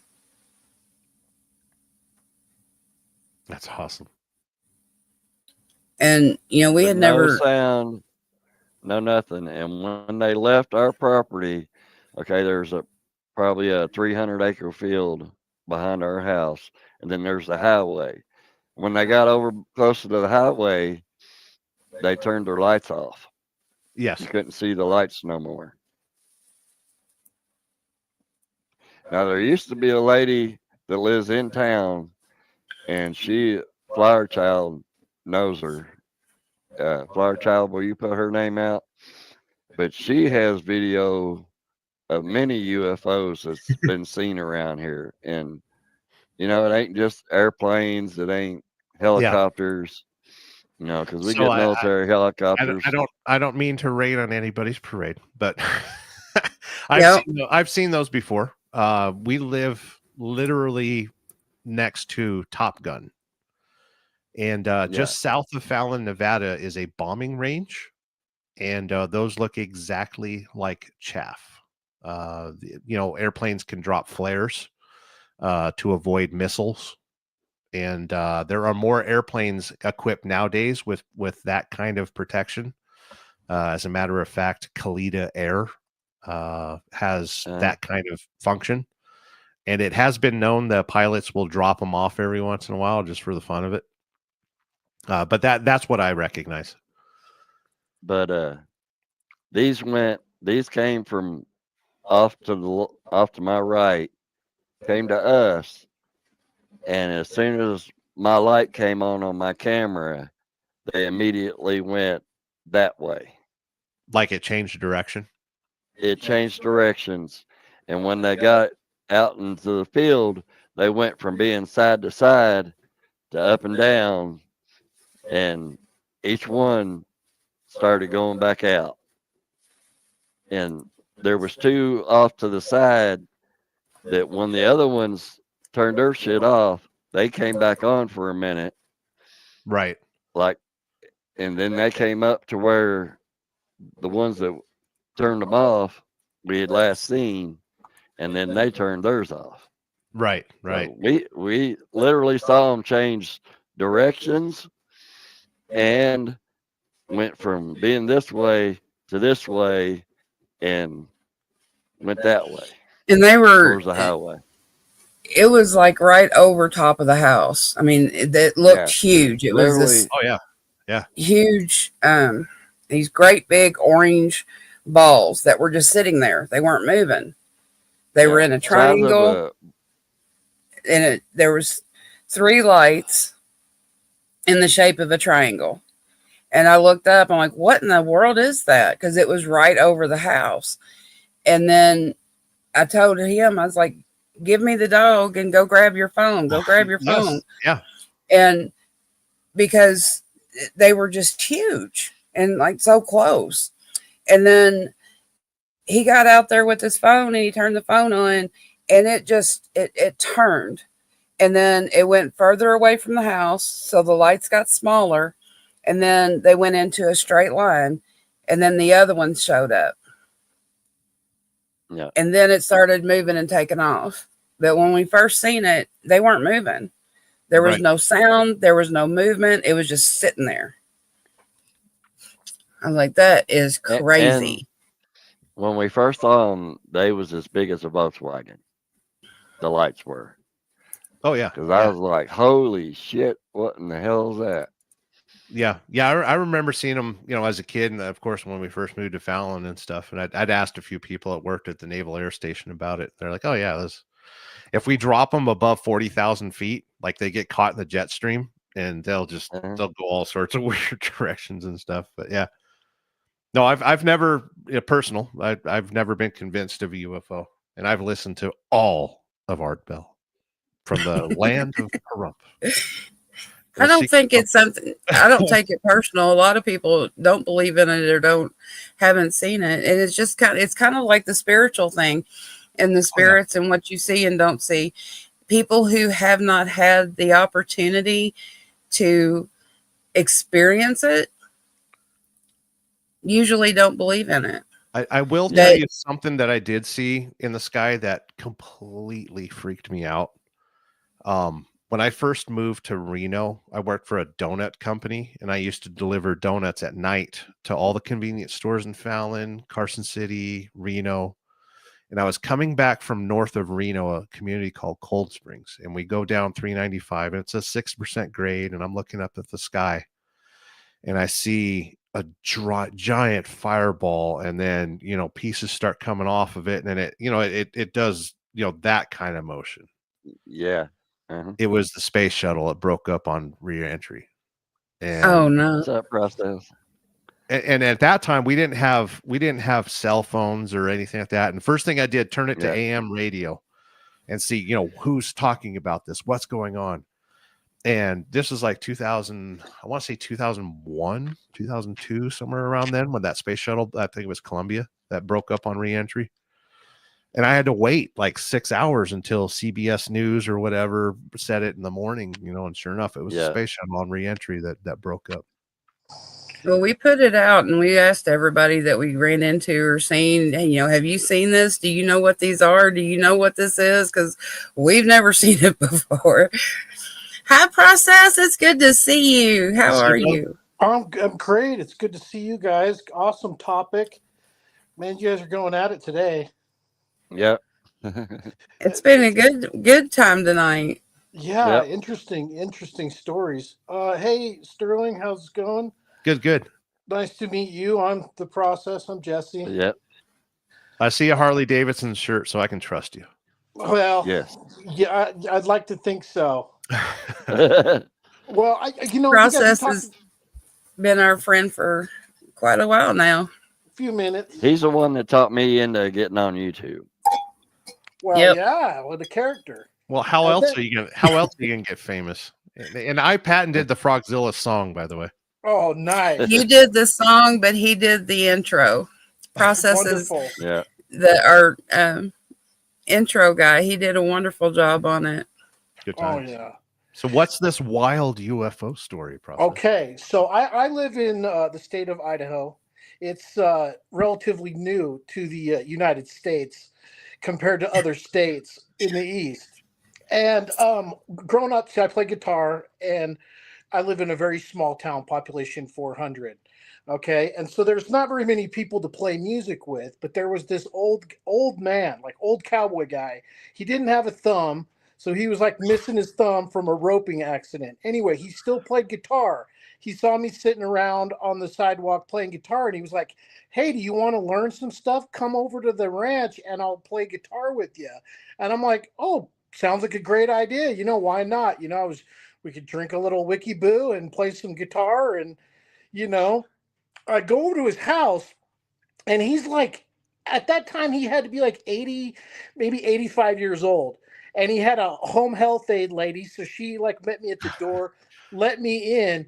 And he had all these, I'd known that he was a painter, and he used to do all these mountain scenes, Wild West horses with mountains.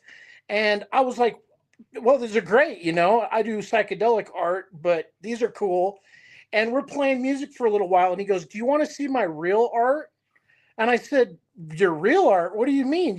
He's like, "Well, let me show you the studio. Come in the back of the house." So I go in the back of his art studio where he had all the fresh paintings, and there are nothing but UFO spacecraft all over, like beautiful painted ones, like holy cow. And I asked him, I'm like, what is all this stuff? Because it's science fiction. And he was such a dry cowboy, like, how cowboys are, dry. And then especially when you meet one of the old ones from out here in the West, he was still living the Wild West. Okay. And so I asked him, I'm like, "Tell me, what is this? And how come they're so good?" He goes, "Well, when I was a kid," and we're talking like Oregon Trail, the guy's 80-something years old. So we're talking like first people, maybe his parents were the ones off the wagons. So it's like first generation of this stuff. He goes, "When we were up hunting," and he points to this mountain that's over here by where I live. He's like, "We're on the backside of the mountain, and it opens up to like nothing." We're talking like the backside of Yellowstone Park, where it just opens up to nothing. And he's like, "We were back on this ridge, and we were hunting when I was a kid, and 3 of them popped up over the mountain range, flew towards us. And when they got like right above us, they slowed down and hovered for a second and then took off. And like, you couldn't hear them." He's like, "You couldn't hear them. And I'm like, are you kidding? You got to be joking me because I'm a kid. He's like, no, I don't. He's like, I don't make shit up. This is the real deal. Okay. And I believe him because he was so dry in his life that it was like, no way. Right. So that's the closest I've ever got to someone actually telling me that there's spacecraft. And I believe it because if you look on a map of like light pollution out here, it is dark. Yes. Right. So, I mean, that's the story. I believe the guy. He did some amazing paintings of some saucer shaped discs, and he's not the type to make up stories, you know? Good times. Yeah. So that was my first, like, okay, there's something up there. Like, we can't be the only ones. That's awesome. Yeah. That blew my mind. And then, later in life, you have your own little things. You're like, was that something, growing up, you're like, holy cow, I think I just saw something, or what was that? Or how, it's pretty wild. Yeah. Now, when I was a kid, they used to land the space shuttle out at Edwards Air Force Base, just outside of Palmdale. And we would go there on school field trips and stuff and see the space shuttle land. And when the space shuttle comes into the atmosphere above Guam, there is 7 sonic booms that could be heard. Just all in a row. Boom, boom, boom, boom, boom, boom, boom. And it's surprise. The space shuttle is coming. Yeah. Now there's an aircraft that they haven't, we've got the SR-71 and a whole bunch of other crazy aircraft and stuff. When I was a kid, probably about 16 or 17 years old, there in Palmdale, California, I heard 20 sonic booms in a row. And I started asking about it, and I started listening to Art Bell at that time because that's what piqued my interest. Is like, I've seen crazy airplanes. This Palmdale was Plant 42 and Edwards Air Force Base. Like all the crazy airplanes come from that area.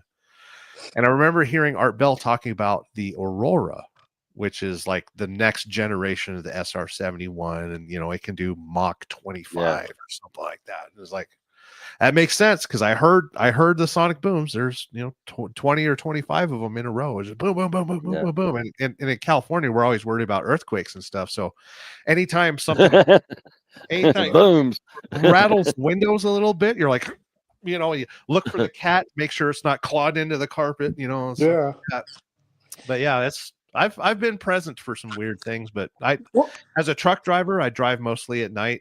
All over the Pacific Northwest, all over the United States and stuff like that. But I haven't had a good UFO spotting, unfortunately.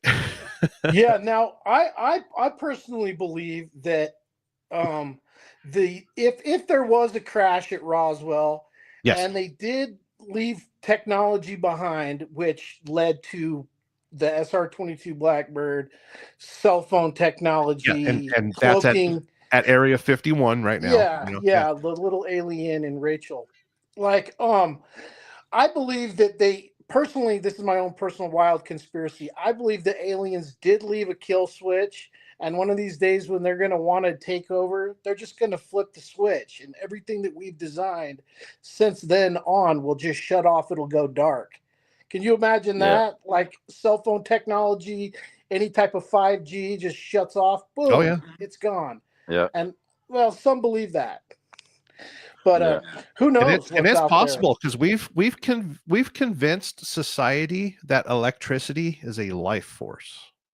Yeah. I don't know if you watch the motorcycle community, but we have somebody called Old Mac, and he talked about it earlier today that when he was 12 years old, that's when they got electricity. He's 85 years old right now. I was like, could you imagine living without electricity right now? I mean, there's this phone dies in what, a day and a half. My CPAP machine would just screech to a halt in the middle of the night. I'm kind of screwed, Yeah. Oh yeah, I was thinking, like, if they really wanted to do some damage, think about what would happen if a force, let's say not necessarily people from another country, maybe another galaxy, decided to hit Hoover Dam. Could you imagine what would happen to Los Angeles or any of that area if the Hoover Dam went down? We're talking millions of people without power and water. Within 3 days, they'd be eating themselves.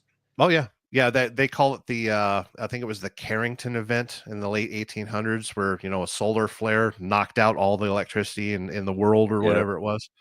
But at Uh-huh. that time, all of our electricity was unshielded. It was literally wire and spool. So all of our electricity in our houses and buildings and people that were blessed enough to have electricity, and they still had the what do they call that? Where they tap the messages.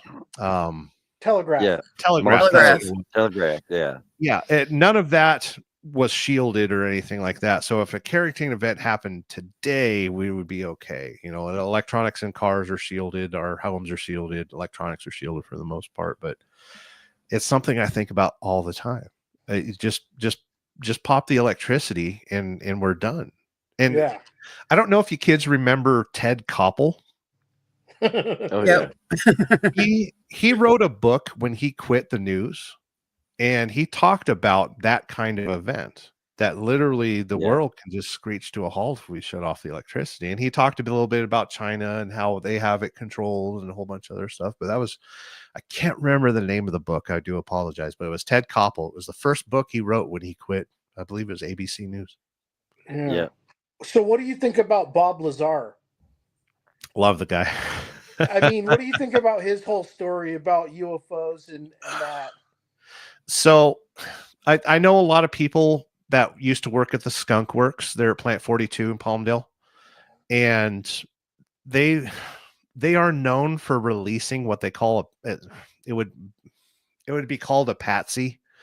It'll be somebody that, was higher up in the organization and stuff, knows a lot of the stuff that's classified and all that. And they'll let them retire, or they'll let them speak publicly. And they have so much crazy information and so many crazy stories and stuff like that it overwhelms the interviewers. That's why Bob Lazar was always such a absolutely amazing guest on Art Bell and on Joe Rogan and a few others, because his stories are just, you want to believe everything that guy says. But then again, sometimes it's easier to retire somebody by just saying, hey, talk about whatever you want. It's fine. They're not going to believe you, but just go ahead and talk. Yeah, you think, and then like during the shooting of that documentary, the guy supposedly is doing the documentary, and then they raid his plant looking for that whatever the new material is on the chart. Yes. Well, it's like, God, there's got to be more. And a lot of people think that we're moving into the age of Aquarius, where like all this knowledge will be revealed. Supposedly, it's supposed to be a time when all hidden knowledge is revealed, supposedly in some crazy circles. And like a lot of stuff we're seeing come out. It's slowly being leaked. I mean, allegedly, 3 years ago, they said that UFOs were real. And they've been trying to tell us, oh, they're out there. They're real. They've been telling us for like 3 years.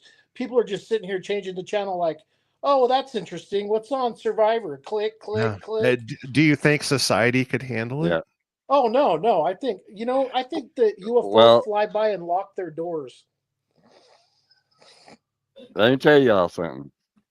Back in the late 70s or early 80s, a general came on David Letterman and said that he had a public announcement to make, and that the 25 years had passed this, so it had to be released to the public, and he was going to do it on the David Letterman show. Well, he came on there and said that there was, I can't remember, 18 or 21 different species of aliens that had visited Earth, and that was all he said. He said, "This is a public announcement," and David Letterman was like, "Is this for real?" Because they didn't tell David Letterman what he was going to talk about. They just told David Letterman that this was, they had to release, the government had to release it, and they wasn't going to release it during prime time. And that video was still on the internet. You can look it up, where the general came up on David Letterman and said yes, there have been many species of aliens that have visited Earth. that have contacted us, and we've contacted them. And Oh, I'm sure of it. I'm sure of it. no, And and underwater a big part, UFOs. yeah. And as for like me believing, when I was a child in the 70s, we had what we call an invasion where UFOs was on the news every night, and they were actually sending helicopters and planes out of Fort Knox and the Screaming Eagles camp to our area, the Louisville area, because we just lived on the other side of Louisville, Kentucky, and they were chasing these UFOs, and they were on the news every night. I mean, our whole town was out every night for over a month watching these crazy lights get chased by helicopters. And there's actually, you can look it up, it's on video of Louisville police helicopter that was getting shot at by a UFO and was reported. The cops on the ground was watching the helicopter get chased by this UFO, and they were shooting, I think they said, green lights at them. Was that I mean, it was person on the news. on David I'm Letterman? sorry. Was it Jeff Peckman? Does it sound familiar? I don't know. I can't remember. It was a general. I mean, he came out. He had his uniform on. I don't remember what his name was. I just remember that it was a general.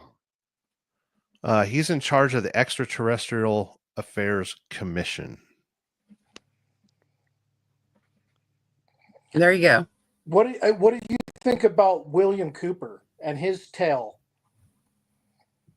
Don't remember William Cooper. Yeah, Bill Cooper was Is that the logger? Conspiracy guy. William Cooper, Bill Cooper. He had a radio show pre-Bill, not Bill Hicks, Alex Jones, pre-Alex Jones. William Cooper. Yes. He had the Hour of Time or something like that. And yeah, that was a little bit before my time. He had a book came out in 1991 called "Behold a Pale Horse." Oh yeah. Okay, and so his sighting was he was in the Navy. He was on the top of a ship.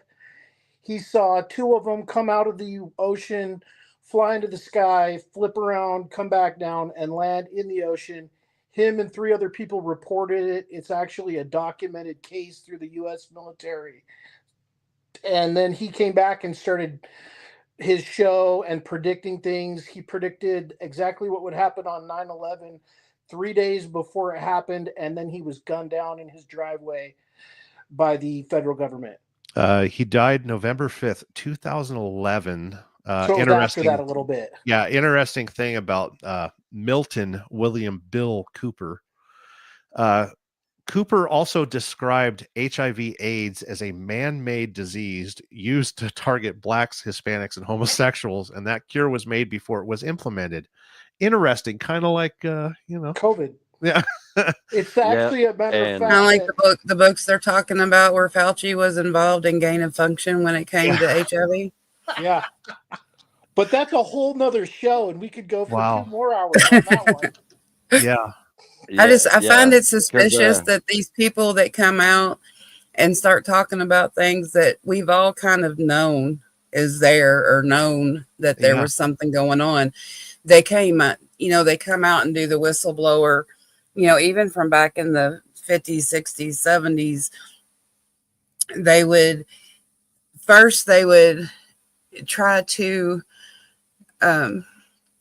discredit them.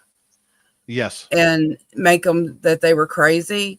And then the ones they couldn't discredit ended up unalived.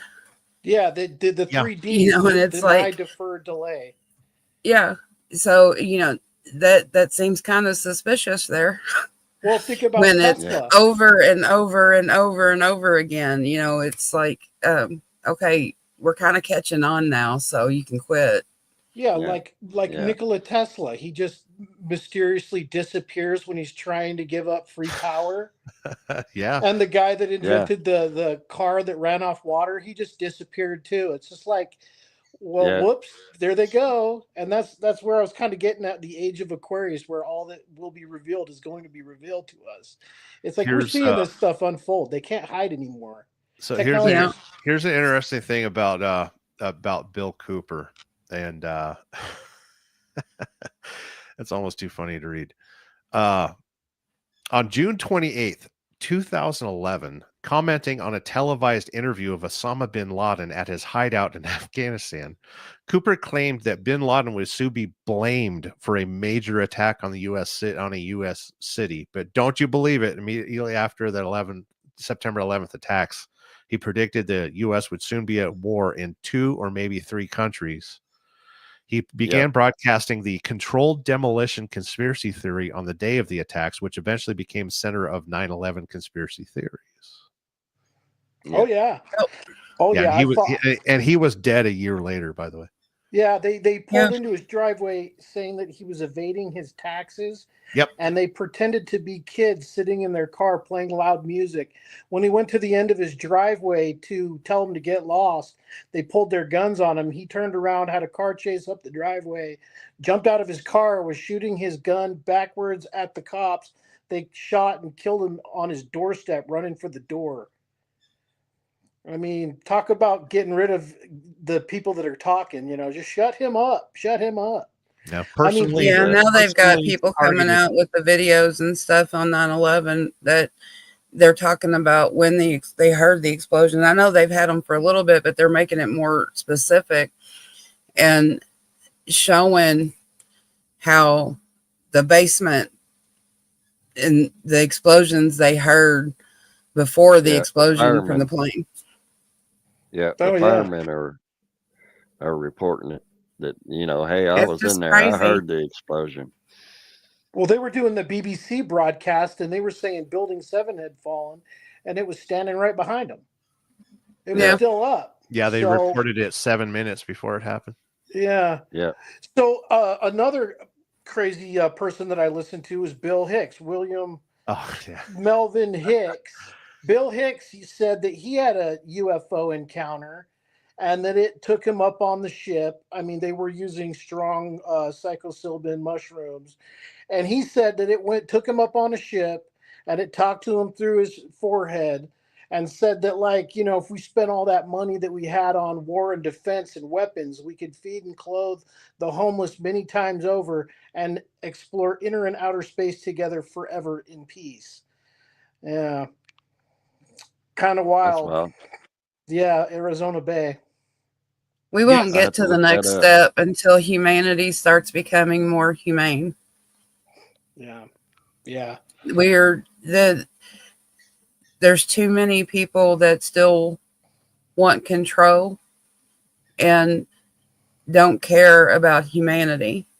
And for us as human beings to get to that next level and open up the parts of our brain that we don't use, we have to stop being the downfall of ourselves. Yeah. Because it doesn't, I was watching a video the other day and I was like, it was something that I had thought about for a long time. And I've always said kids are so innocent and they're open. They learn to do things. They see things. They, when a child comes to you and talks about play and but they talk to you about their imaginary friend. It's not always an imaginary friend. Sometimes you need to look at it and you need to listen to it because they could be seeing a spirit or, something for them. But because they look at their parent and the parent inside, their inner emotion is laughing, but they're telling the kid, no, you can't do that. Or no, that's not real. Or no, don't believe that. Or, don't be crazy. They see those differences. They feel that difference. That's why kids are so perceptive. But we shut it down. And because we shut it down, as we get older, we lose that ability. Oh, what do you mean? use 30% of our brain.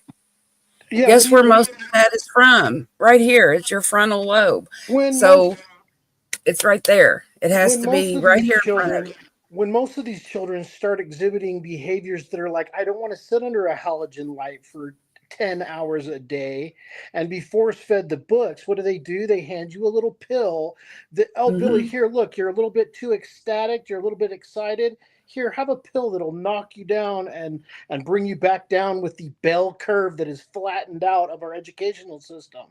Stop Yeah. seeing the, and Exactly. then the most creative people, the people like artists, musicians, motorcycle people, writers, they all remember and they try to tell us, hey, be more childlike. Remember your childhood. Live in the present moment. Go get dirty. Go play. Don't just be stuck in their thought process. A lot of education systems like, here's a book. There'll be a test on what this is tomorrow. What is this? Oh, well, it's a book. Well, you get an A. It's using the different parts of your brain. Artists and use other areas of their brain or use both sides of their brains. Whereas, people who are more book smart use one side versus instead of the other side. And you have, ambidextrous people who can use both sides. I'm not ambidextrous, so I have a hard time with my left hand. But imagine if we quit saying no all the time and allow our brains to do more things, what we could accomplish. Telekinesis, telepathy, those things are real. They've done it. We have people who do it, and they're not crazy. Yep. Because we've become a society of no, you can't. We lose the ability. Yeah. Oh, yeah. And on that note, I was ambidextrous and I was taught not to be. I wasn't allowed to be ambidextrous because I could write with both hands. And they was like, no, you can't. That's not allowed. You can't do that. Yeah. You Well, know? I'm a firm Shut it down. studier of Frank Zappa, and listen, we don't need artists working at Campbell Soup. We need people to pull the levers and weld the things, and we don't need people Yeah. with free thought. Come on, get to work like a good American. Well, when the government took over the education system, that's what we saw. They don't want people thinking for themselves. They want people to pull the No. lever. They want machinery. They don't want human beings. And then they wonder why a lot of these people that are in these high places like Lockheed Martin and Boeing's children are ending up going to school and, having a little extracurricular activity instead I of remember as a kid, I painting. never did homework, but I aced every single test, and the teachers would Mhm. punish me for it. They said, "No, you got to Yeah. do your homework, or I'm going to flunk you." So I wound up Yeah. going to the principal and I said, "Listen, I ace every single test. When I go home, that's my time to be with mom and dad and see my dad before he goes off to work at 4 o'clock in the afternoon to work an overnight shift. I have a 1 hour bus ride every day. I study then, and I come to school and I ace every single test. So what's wrong here?" And the principal said, "You just have to do what the teacher does, or you're going to fail." And I said, "Look me in the eyes and say, you want me to fail? Is this exactly what you want out of me? I can ace every single. Bring me a test right now, and I'll ace it." I was probably in about 11th grade when this happened. Yeah. And they didn't want to hear from me. They're just like, "Listen, just do your homework like you're supposed to, Yep. and you Get in won't." line. So I got my GED and I went to Universal Technical Institute and became an automotive diesel mechanic. Yeah. There you go. Hey, guys, it has been a pleasure. Sterling Will, it's great to meet you. Yeah, great to Frog meet you. Lolly, it's good to see you guys. I'm going to blast off. I hope to get Yep. with you guys again and continue the chat, but I got to go and feed some dogs. You Yeah. need to get in touch with me. Oh, I will. I've got some stuff for you. Okay. See you guys. Love you, honey. Bye. Thanks, process. Love you, brother. Good times. And I put a link to his channel in the chat if anybody's Yep. interested. He does some rides awesome psychedelic motorcycles. work. Yeah, and he does some excellent psychedelic artwork, and he Good music. owns. Yeah, he has enough equipment that he is a studio in himself, Good and times. there's nothing that he can't play. You know, he puts out music where he's played the drums, the bass, the electric guitar, the piano. He sings it, and he's the backup singer, and he molds all that together and makes it music, and it is excellent. Well, I noticed he didn't cringe when I said Frank Zappa, so he's good people. Yeah, Yeah, he is. and But we have the gone format, over our 2-hour mark. Yes, we have. yeah, I and come in we here like a greatly wrecking appreciate you. ball and provide you guys with a 2.5-hour show. Hey, I appreciate it. We appreciate it greatly. It was a great show tonight. Thank you. Yeah, Yeah. I really enjoy the discussions and just being able to talk about stuff. That was great. and And I hope it helped. It just did. when you're sitting there having a drink tonight, just say hi, Mom. I know you're there. I know you're here with me. So I know she just is. That's why I magically found a bottle of Sterling champagne. I didn't even know I There had it in you the go. house. Thanks, can't tell Jammin, for time, coming brother. in. Yeah, Yeah, Evil thank Rick can't tell everybody in time. the He don't chat. care. But We I need to appreciate get to everybody. sleep. Yeah, the 5 was dogs an need early. to go out. Yeah, I'm getting my side scratched pretty good here now. Saying, "Come on, Mom, I gotta go." Yeah, But thank you yeah, again, you've been. Sterling. It was great having you. You're welcome anytime. Excellent. Yep, I'll be around if I can. and Okay. give us Every an other update. Tuesday. Let us know what happens, Yeah. because I'm sure there's going to be YouTube more to process. come. Oh yeah. Once they know that you know they're there, they'll Yeah, visit. once you acknowledge It'll them, be good. Yeah. I it'll believe it. come. So thanks everybody. We appreciate it, and we Peace greatly out, guys. appreciate you, Thanks. Sterling. Bye I'm hitting buttons. bye.